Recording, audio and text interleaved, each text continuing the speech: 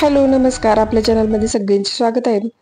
तर कालच्या व्हिडिओमध्ये तुम्ही पाहिलं असेल पाडव्याची साफसफाई जी होती तर ती सगळी चालू होती. एका दिवसात पूर्ण बाकीची साफसफाई झाडू वगैरे मारून घेतलं होतं. विंडो राहिल्या होत्या तर ते आता सकाळी उठल्यानंतर सगळं स्वयंपाक वगैरे आधी झालाय आणि आता आधी विंडो वगैरे ज्या राहिल्यात तर त्या पूर्ण क्लीन करून घेते. तर ही जी विंडो आहे ना तर ती किचन मधली आहे, त्यामुळे इथं नीट दिसत नाही, जास्त उजेड वगैरे येत असते. त्यामुळे थोडंसंच मी इथं व्हिडिओ बनवला. बाकीचं ही विंडो क्लीन केल्यानंतर मग लगेच हॉल मधली जी होती तर ती घेतली आणि बेडरूमची तर काय कालच क्लीन केली होती, त्यामुळे तिथं काही जास्त वेळ नाही लागला. पण ही जी हॉलची जी विंडो आहे ना तर ती पूर्ण घासून साफ करायला लागली, कारण ह्याच्यावर मुलींनी वगैरे अशा हाताचे वगैरे खूप ठसे वगैरे डाग वगैरे होते, त्यामुळे पूर्ण स्क्रबरनीच अशी घासून वगैरे घेतली पूर्ण सगळी.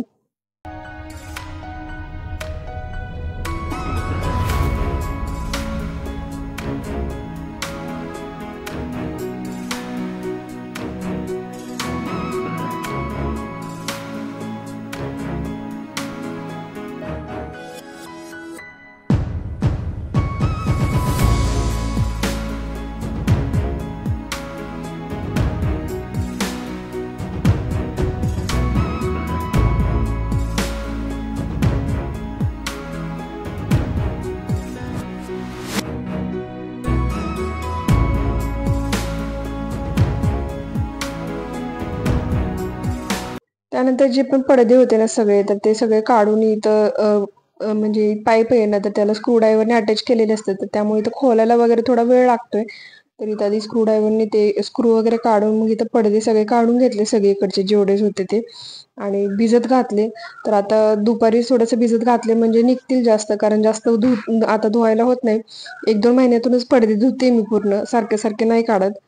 त्यामुळे जेवढे पण सगळे पडदे होते तर तेवढे आधी काढून घेतले आणि भिजत धुवायला टाकले इथं.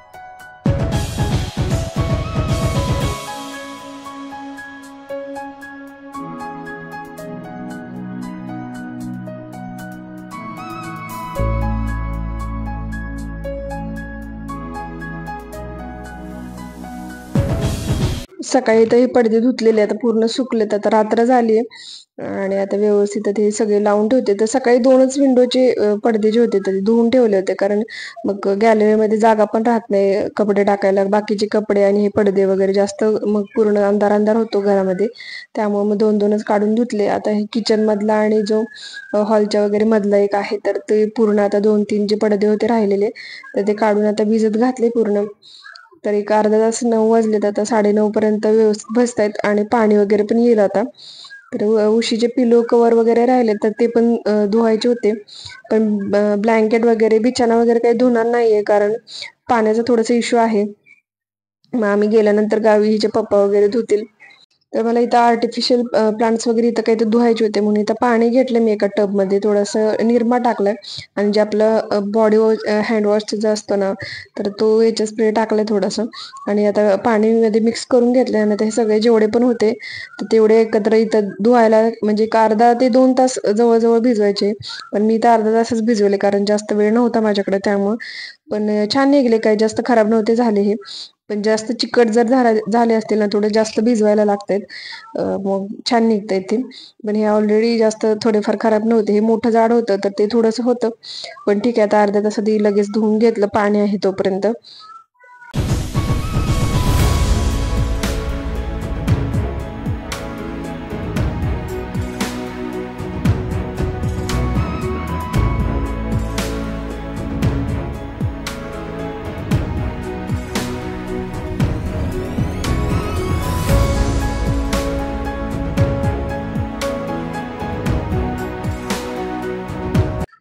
आणि त्यानंतर दुपारी तर दुसऱ्या दिवशी माझी सगळी कामं वगैरे झाल्यात आणि ही आहे आंबे हळद. तर आंबे हळद मी कशासाठी घेते तर ते सांगतेच. तर इथं पहिल्यांदा दही घेतलंय, दही रात्री लावलेलं, किती छान लागलंय बघा. तर 2-3 स्पून इथं मी दही घेतलंय आणि त्याच्यात ही हळद जे आहे तर ते मिक्स करून घ्यायचे. तर विहीला आल्यात कांजण्या, तर त्या कांजण्यासाठी 7व्या दिवशी ह्या आंबे हळद घालून आंघोळ घालतात लावून ही. पूर्ण तांब्या हळदीचे जास्त काही फायदे मला माहित नाहीत, पण खूप गुणकारी असणार आहे. कारण याच्या जेव्हा पण मी ओपन केली ना तर खूप छान असा स्मेल येत होता औषधांचा वगैरे, कडुलिंबाचा वगैरे ह्याच्यात वास येत होता खूप. तर ते व्यवस्थित मिक्स करून घेतले आणि आता विही लावू देते का नाही ते थोडंसं टेन्शन होतंच. कारण हे दही म्हणजे थंड तर असतं थोडंसं दही आणि हे, आणि वेगळं लेपन थोडंसं खाज पण होत असते ते कांजण्याची खूप. तर मला पण लहानपणी येऊन गेले त्यामुळे त्रास काय होतो तर ते समजले. तर इथं पूर्ण हिच्या अंगाला वगैरे आज 7वा दिवस आहे त्यामुळे बऱ्यापैकी सगळं हे गेलं होतं. पण खूप सारं होतं तर बिचारी कसं सहन करत होती. काही खात वगैरे पण नव्हती पहिले 2-3 दिवस, तर तिच्याकडे खूप लक्ष द्यायला लागलं. त्यामुळेच मी एवढे दिवस व्हिडिओ कंटिन्यू बनवत नव्हते. तर पूर्ण अंगावरती आले आणि मला वाटत होतं की तिला आले तर परीला पण येतील, पण परीला काही नाही आले. फक्त आता विहीचंच आहे. त्या दोघी सोबतच खेळायच्या वगैरे, पण तरी पण नाही काही तिला आले. आणि पूर्ण कानात, ओठावरती वगैरे सगळीकडे कांजण्या आल्या होत्या विहीला. तर आता हे तिला कपडे काढून आता औषध वगैरे लावून घेते. तर ती औषध लावूनच देत नव्हती. हे औषध म्हणजेच लेप दह्याचा आणि हळदीचा. खूप रडत होती तर तिला एकदम प्रेस करून धरून असं लावून घेतलं कसं तरी, आणि शेवटी केसांमध्ये पण उठलेलं तिला, त्यामुळे ते केसात लावायचं होतं तर तिने काही ते लावू दिलं नाही. आणि मग थोडंसं अर्धा ते 1 तास इथंच असंच बसू द्यायचं. आणि थोडंसं सोफ्यावरती बिछाना टाकला होता दुसरा, आणि ते सुकल्यानंतर मग तिला आंघोळ घातली. तर आंघोळ घालताना पाण्यामध्ये हा कडुलिंब आणला होता तर तो पूर्ण शिजवून घ्यायचा. जेवढे पण जर्म्स आहेत ना तर तेवढे सगळे निघून जातात. तर इथं पालाबरोबर एक 10-15 मिनिटं व्यवस्थित शिजवून घेतला. आणि हे जेव्हा आपण आंघोळ घालतात 7व्या दिवशी तर त्याच्यामध्ये काहीच नाही लावायचं साबण वगैरे, फक्त पाण्याने आणि अशी म्हणजे आंघोळ घालून घ्यायची, आणि जी हळद लावलेली आहे ते फक्त काढून घ्यायची. तर अशी तिला आंघोळ वगैरे घातली. त्यानंतर मग इथं मी दुसऱ्या दिवशी माझा गुरुवारचा उपवास होता. तर गुरुवारची पूजा माझी चाललेलीच असते नेहमी दरवेळी. तर आजच्या ब्लॉगमध्ये एवढंच. मला एक रेसिपी शेअर करायची होती तुमच्यासोबत, पण ती काही जमली नाही मला. तर तेव्हा जेव्हा मला परफेक्ट येईल तर तेव्हा मी तुमच्यासोबत शेअर करेनच. आणि या ब्लॉगमध्ये एवढंच. तर आता हा व्हिडिओ इथंच थांबवते. तुम्हाला जर आवडला व्हिडिओ तर नक्की लाईक करा, आणि नवीन असाल तर प्लीज चॅनलला सबस्क्राईब करा. भेटू पुढच्या व्हिडिओमध्ये.